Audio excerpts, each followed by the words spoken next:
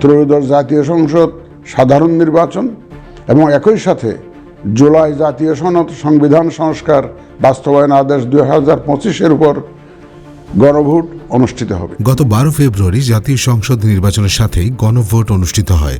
বাংলাদেশের ইতিহাসে সবচেয়ে বিভ্রান্তিকর গণভোট হিসেবে একে অনেকে চিহ্নিত করেন। স্বাধীন মালিক: আমি বলবো যে খুব অযৌক্তিক দাবি দেওয়া হচ্ছে, এর থেকে অস্থিরতা কিছুটা বাড়ছে। যে ভোটের দিন লোকে যেটা সংসদীয় আসনের যে ব্যালট, তার পরিচিত যেটা চায় সেই মার্কায় ভোট দিবে, কিন্তু গণভোটের ব্যালটে লোকে বেশিরভাগ লোকে ভোট দিবে না, এটা এমনি ব্যালট বাক্সে ফেলে দিবে। তার কারণ হলো গণভোটের আমাদের অভিজ্ঞতা নাই। আর এখন এই গণভোট যে হবে এই জিনিসটাও কথা বলা শুরু হয়েছে মাত্র 1.5 মাস আগে।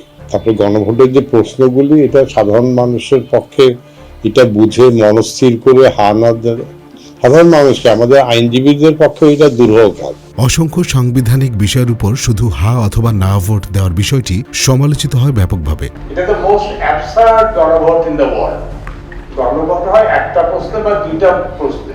এখানে সংবিধানে 48টা প্রশ্ন দিয়ে আপনাকে জিজ্ঞেস করছে এটা পক্ষে হা দিবেন না না দিবেন। বিএনপি প্রথম থেকেই গণভোট নিয়ে নিশ্চুপ ছিল। পরে অবশ্য দলটি হা এর পক্ষে ভোট দেওয়ার আহ্বান জানায়। যে ধানের শীষে যেমন সিলটা দিবেন 12 তারিখে, একই সাথে আপনাকে যে দ্বিতীয় ব্যালট পেপারটি দিবে হা এবং না, সেখানে হা এর পক্ষে দয়া করে আপনারা রায় দিবেন।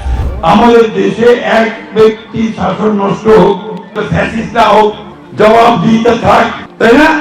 এটাকে আমরা বলতেছি আমরা হা ভোট। অন্তর্বর্তীকালীন সরকার কোনো রাগঢাক না করে গণভোটের পক্ষে প্রচার চালায়। এই প্রচারণায় নেতৃত্ব দেন খোদ প্রধান উপদেষ্টা। এবারের নির্বাচনে আপনি আরো একটা ভোট দেবেন, জুলাই সনদের ভোট। আপনি যদি এই সনদ সমর্থন করেন তবে গণভোটে অবশ্যই হ্যাঁ ভোট দেন। আপনার সিদ্ধান্তে গড়ে উঠবে নতুন বাংলাদেশ। সরকারের উপদেষ্টারাও সারা দেশে গণভোটের পক্ষে প্রচারণা চালায়। হাঁটা আমরা বলছি এটা ইউনিভার্সাল, আমরা এই জন্য বলছি এটা। চিফ অ্যাডভাইজার বলেছেন যে ইন্টিরিম গভর্নমেন্ট ইয়েস ভোটের জন্য ক্যাম্পেইন করবে এবং করছে। সরকারের পক্ষ থেকে সকল সরকারি কর্মচারী ও কর্মকর্তাদের গণভোটের পক্ষে প্রচারণা চালানোর নির্দেশ দেওয়া হয়, কিন্তু নির্বাচন কমিশন সরকারি কর্মকর্তাদের প্রচারণার বিষয়ে নিষেধাজ্ঞা দেয়। গণভোটে সরকারি কর্মকর্তা কর্মচারীরা হ্যাঁ অথবা না এর প্রচারে অংশ নিতে পারবেন না বলে জানিয়েছে নির্বাচন কমিশন। তারপরও সরকার গণভোটের পক্ষে ব্যাপক প্রচার করে। আপনারা দয়া করে আমরা চাইব যে আপনারা হ্যাঁ মার্কায় সরকারকে আপনাদের ভোটটা দেন, এটা আমরা চাই, অনুরোধ করব।